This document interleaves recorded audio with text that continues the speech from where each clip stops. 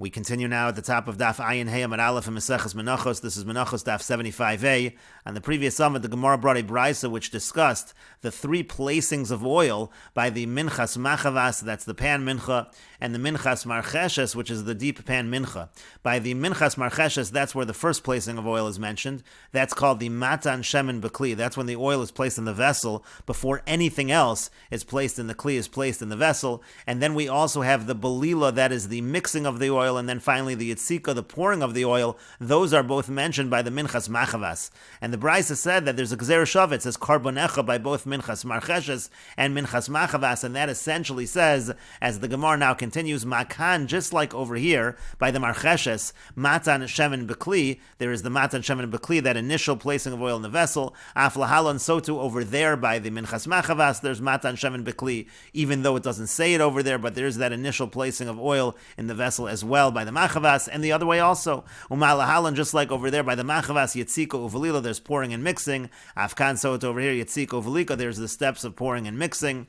Rashi explains, Makan v'minchas marcheshes matan shemen bekli, just like by the marcheshes, the deep pan mincha, there's matan shemen bekli, techsiv, as it's written, solos b'shemen te'asa, that's what it says in the pasuk, u'v'minchas machavas, and then by the machavas, ksiv, it's written, Yitziko uvalila, it says Yitziko uvalila, and so again, all three apply by both. And the Gemara continues at the two dots. The Mishnah then had a machlokas tanoim with regards to belila. Again, the first step is matan shemen bekli, placing the oil in the vessel before anything else is in the vessel. And then the second step is belila, that's the mixing of the oil. The simple explanation of the Mishnah is we're still discussing just the minchas machavas and the minchas marcheshes. And again, the machlokas tanoim is as follows. Chalos bolulon divrei Rebbe. Rebbe says that the oil is mixed when it's chalos. It's already been baked as loaves at that stage, and then the oil is mixed. The Chachamim say solas, it occurs when it is solas, when it is still fine flour. And the Gemara says, Tanu Rabbanan, the sages taught in the Brisa, solas belula, that's the pasuk. It says solas belula. The full pasuk is v'im mincha al hamachavas karbonecha, talking about the pan mincha. Solas belula v'shemen matzatia. So it says solas belula.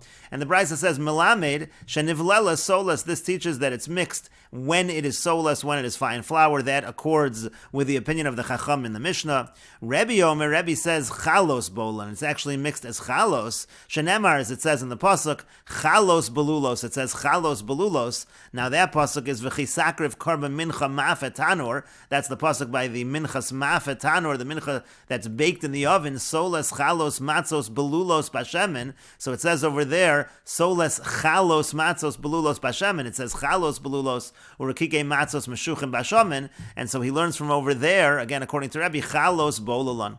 And the Gemara continues, the Brisa continues, Amru lo, they said to him, means to say that the Chachamim, they said to Rebbe, V'halo lachmei toda, what about the lachmei toda? That's the breads of the carbon toda, the loaves that accompany the carbon toda. Nemar bohen chalos, it says the word chalos over there as well. V'yevshar levolulon kishein chalos elasolas, and there, it's impossible to mix it when it's chalos, it has to be that it is solas.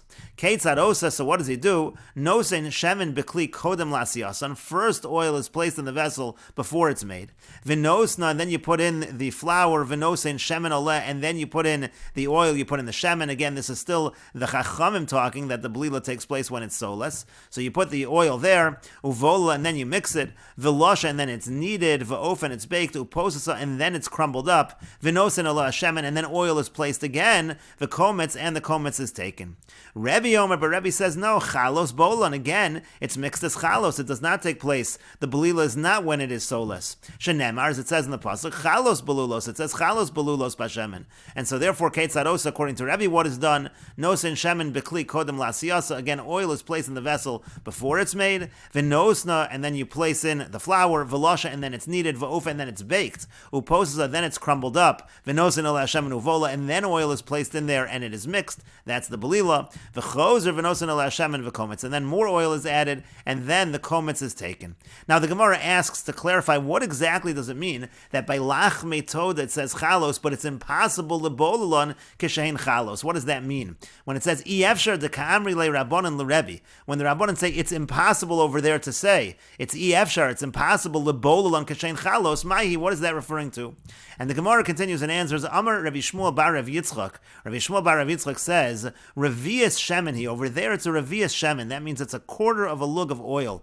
Hey Ve'ech mischalekes lekama chalos. Now, how is that going to be divided up for several chalos? There are many chalos when it comes to the carbon toda. And Rashi Ksaviyat explains again, ubolula, then there's the mixing, v'nosin ala shemen liyitzika, and then there's the final placing of oil, which is called the yitzika, the pouring of the oil. And then the Gemara asked, Mahi, what exactly are the Rabbanan saying? Milsa the Rabbanan da amri I efshar lebolan elasolas. The Rabbanan again say, when it comes to lachmei toda, it's impossible to mix it as chalos. It has to be that it is mixed as solas. What is that argument? And the Gemara answered, revius shemenhi. It's all a quarter of a lug of oil. The amrinan beperak shtei midos. We say in perak shtei midos, mevi chatzi lug shemen. There's a total of a half a lug of oil. V'chotzeo, and then that's divided in half, so it's divided into 2 quarter lugs of oil. Chetzio lechalos or rakikin. Now half of that, meaning to say the quarter lug is used for the chalos and rakikin. When it comes to the carbon toda, there are 40 loaves. 10 of them are chametz, and then 30 of them are matzah. Of the 30 that are matzah, we have 10 that are called chalos,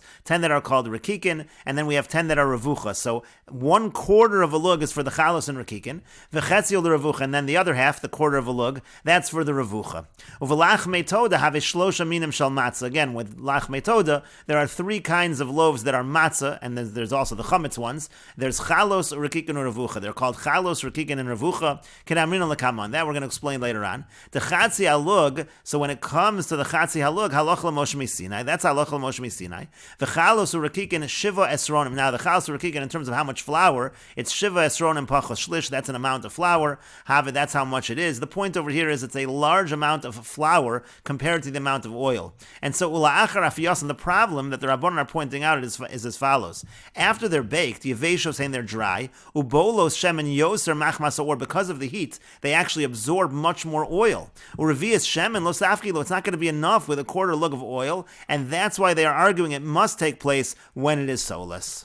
And the Gemara continues at the 2 dots. The Mishnah said, "Hachalos tu'unos belila." Chalos, those require belila. That's the mixing of the oil. Urikikin and rikikin, which are the wafers, meshicha. That requires meshicha, which is anointing with oil. And the Gemara says, "Tanu Rabban," and the sages taught in a brisa. Chalos belulos v'lo rikikin belulin. The halacha of belila that applies to chalos. The chalos are belulos; those are mixed with oil. V'lo rikikin belulin, but the rikikin, they are not belulin; they are not mixed with oil. Sheyachol, because one might have thought. V'halodinu, isn't it logical? Umachalos she'inon tu'unos meshicha. If the chalos don't require anointing, tu'unos belila, but they do require belila mixing. So rikikin shetu'unin meshicha, rikikin which require anointing. Einodin shetu'unin belila. Isn't it logical that they should require belila?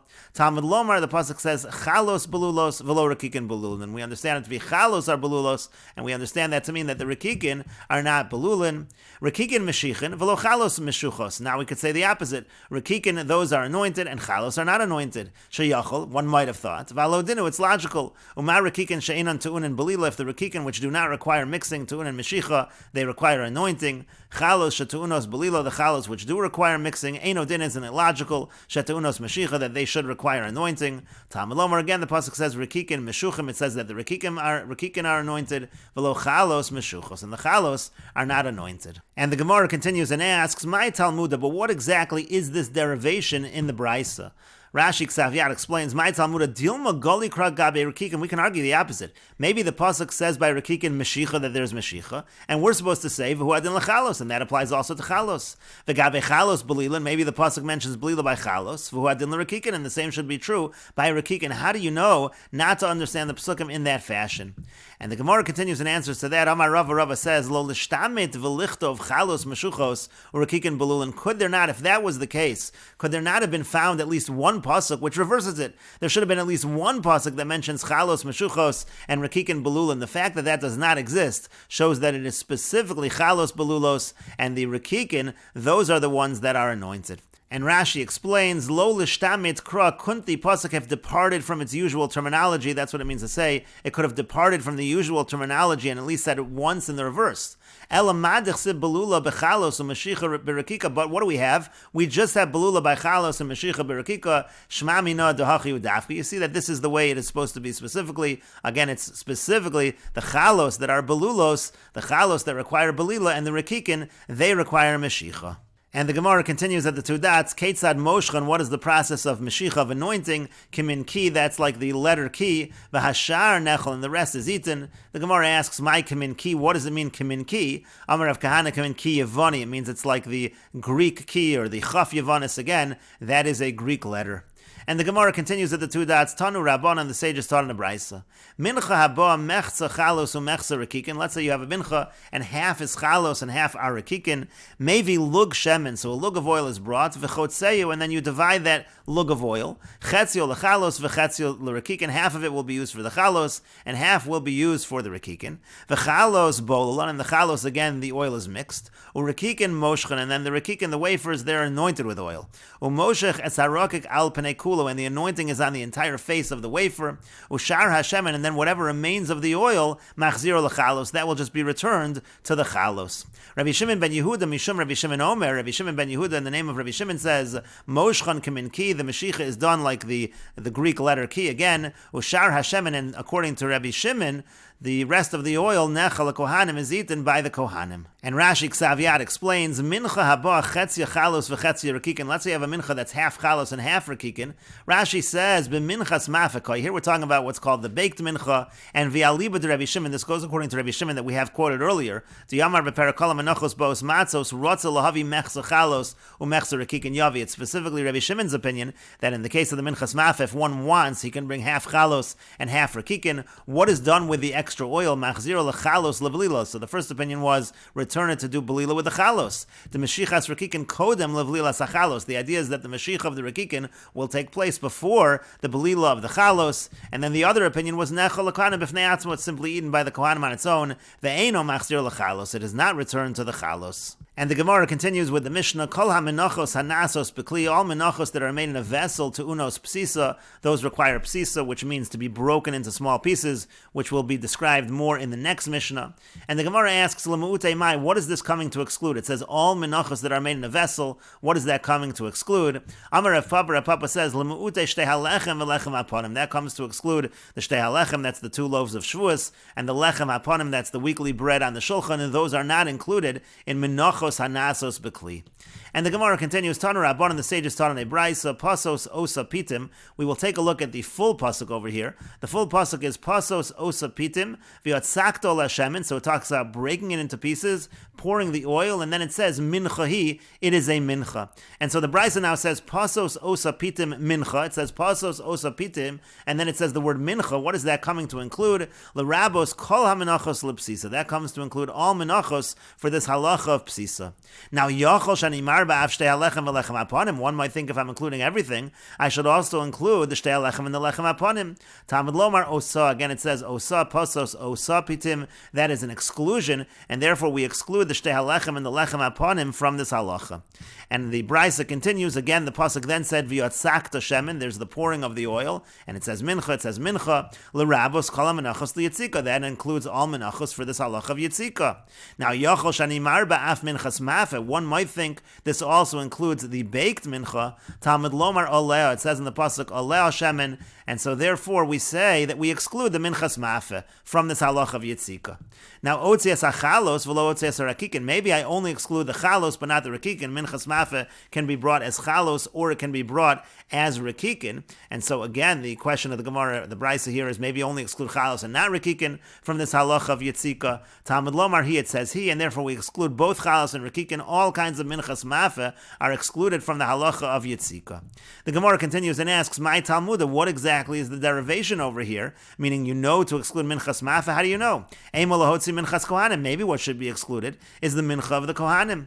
And we will take a look at the Rashi Ksaviyad, Hanasos Bekli L'Mu'utei Mai. Again, it's talking about the halacha here of Psisa. What are we excluding? So, Mi Psisa, what is excluded from Psisa? And the Brisa goes on to say, the Gemara says, we're excluding the Shtei HaLechem and the Lechem HaPonim.